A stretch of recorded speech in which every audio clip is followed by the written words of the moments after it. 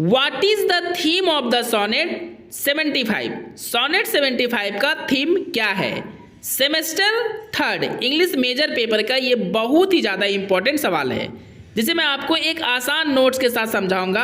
अगर इस नोट्स को आप अपने एग्जाम में हूबहू लिख लेते हैं तो आपको फुल में फुल मार्क्स जरूर मिलेगा। दोस्तों, अगर मेरा ये नोट्स आपके लिए हेल्पफुल हुआ तो चैनल को सब्सक्राइब करें ताकि आपको सारा इजी नोट्स मेरे चैनल पे मिल सके, और वीडियो को लाइक करें और शेयर करके अपने फ्रेंड्स की भी मदद करें। चलिए आंसर को डिस्कस करते हैं। एमोरेटी was a sonnet cycle beautifully written by the great poet Edmund Spencer.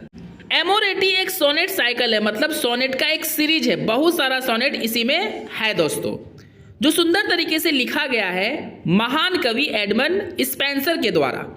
Who was born in 1552-53, मतलब दोस्तों इनका जन्म 1552 या 1553 ईस्वी में हुआ था, एंड डाइड इन 1599, और मौत 1599 ईस्वी में हुआ था। आप दोस्तों 1552 भी लिखते हैं तो सही है और 1553 भी लिखते हैं तो सही होगा, क्योंकि ये दोनों डेट्स इनके जन्म को लेकर दिया गया है। He was best known for his epic poem the Faerie Queene. Edmund Spenser का सबसे महान जो कविता है वह है फेरी क्वीन, और इसी से वो बहुत ज़्यादा प्रसिद्ध हुए थे और इसी से वो जाने जाते हैं। Sonnet 75 is one of the best Amoreti sonnets, which is known as One Day I Wrote Her Name Upon the Strand। Edmund Spenser ने दोस्तों एमोरेटी में बहुत सारे सोनेट्स लिखे, लेकिन उसमें जो 75 सोनेट्स है, यानी सोनेट 75 जो है वह बेस्ट सोनेट माना जाता है, और यह सोनेट जाना जाता है एक और नाम से दोस्तों। उसका नाम क्या है? One day I wrote her name upon the strand, मतलब ये पोएम का ही लाइन है दोस्तों, और इसी नाम से सोनेट 75 को जाना भी जाता है। अब दोस्तों आपको पैराग्राफ चेंज कर लेना है। One day I wrote her name. In the first lines the poet wants to write his beloveds name on the sea shore. Poem के पहले लाइन में पोएट क्या करते हैं दोस्तों? अपनी प्रेमिका का नाम लिखते हैं सी शोर पे, मतलब समुद्र के किनारे रेत पर अपनी प्रेमिका का नाम लिखते हैं। But the waves washed away the name, लेकिन जो वो नाम अपने प्रेमिका का रेत पर लिखे थे, समुद्र की पानी की लहरें नाम को मिटा दी। One day I wrote her name, दोस्तों ये पोएम का लाइन है जिसे मैंने नोट को लिखना स्टार्ट किया। आपको भी बिल्कुल इसी तरह लिखना है ताकि आपको पूरा में पूरा मार्क्स जरूर मिले। चलिए आगे डिस्कस करते हैं अब। Here the poet is trying to remember his past memories by saying her name। यहाँ पे दोस्तों पोएट अपने पुरानी यादों को याद करने की, यानी पुरानी जो ख्याल है उनका, उसे याद करने की कोशिश करते हैं उसका नाम लेकर, मतलब अपनी प्रेमिका का नाम लेते हैं और उसे रेत पे लिखते हैं जिसे पानी की लहर मिटाकर चली जाती है। The poet again writes the name but the waves wash it once again. Poet फिर से नाम लिखता है रेत पर, लेकिन पानी की लहरें आती है और फिर से एक बार उसे, यानी उस नाम को मिटा देती है। The poet by doing so tries to reveal the waves as time which destroy everything without mercy.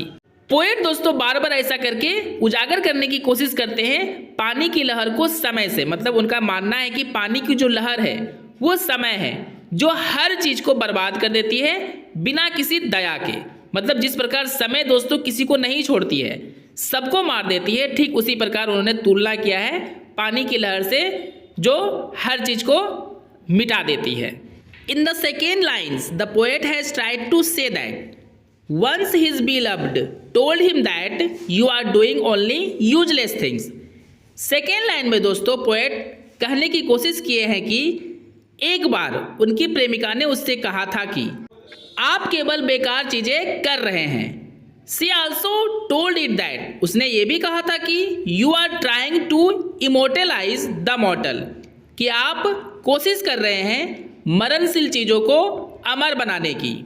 C wanted to say that, वह ये सारी बातें कहकर कहना चाहती थी कि one day like the name she would be died, एक दिन नाम की तरह, जिस तरह आपने नाम लिखा रेत पे वो मिट गया, उसी नाम की तरह वो भी मर जाएगी। And nothing will be left, और कुछ भी शेष नहीं बचेगा, मतलब कुछ भी नहीं बचेगा। Because we all are mortal, क्योंकि हम सभी मरणशील है, एक दिन हम लोग सभी मर जाएंगे। And so as the waves was the name just like time erases us from this world.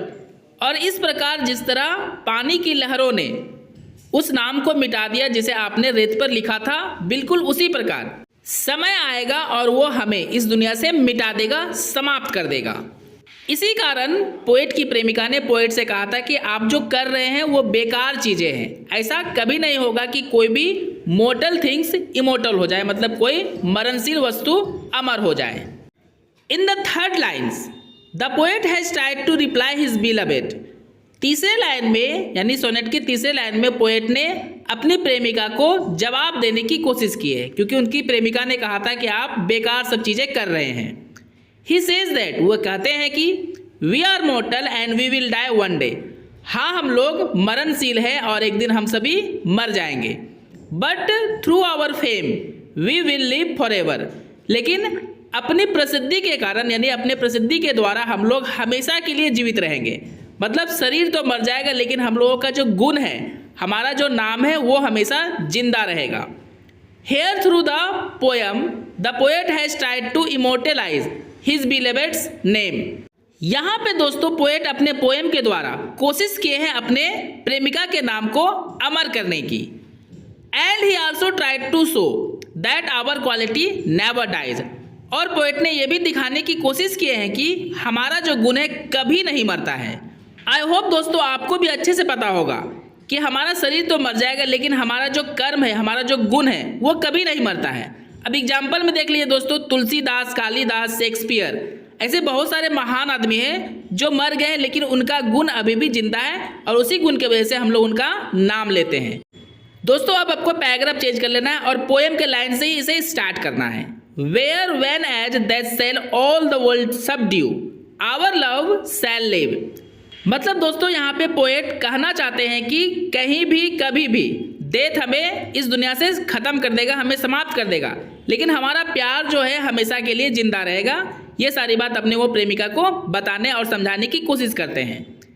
In the last lines the poet has revealed that death must come. Last line में पोएट ने उजागर करने की कोशिश की है कि मौत जरूर आएगी। एंड किल ऑल, और सबको मार देगी। But in the poem his beloved will live forever. लेकिन पोएम में उसकी जो प्रेमिका है हमेशा हमेशा के लिए जिंदा रहेगी। और दोस्तों पोएट का बात सच भी साबित हुआ। आज हम लोग पोएट के बीलव्ड के बारे में ही तो चर्चा कर रहे हैं।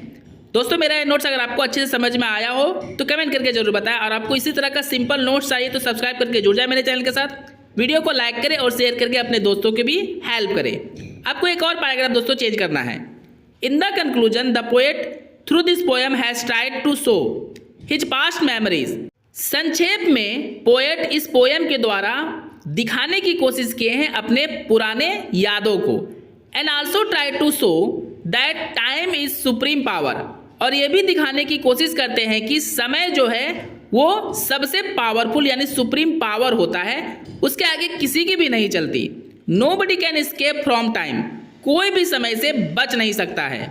But he also reveals that everything will erase by the passing of time. लेकिन पोएट ये भी उजागर करते हैं कि समय के गुजरने के साथ साथ सब कुछ समाप्त हो जाएगा, सब कुछ इरेज हो जाएगा। But our quality never erases. लेकिन जो हमारा गुण होता है दोस्तों वो कभी भी समाप्त नहीं होता, कभी भी मिटता नहीं है।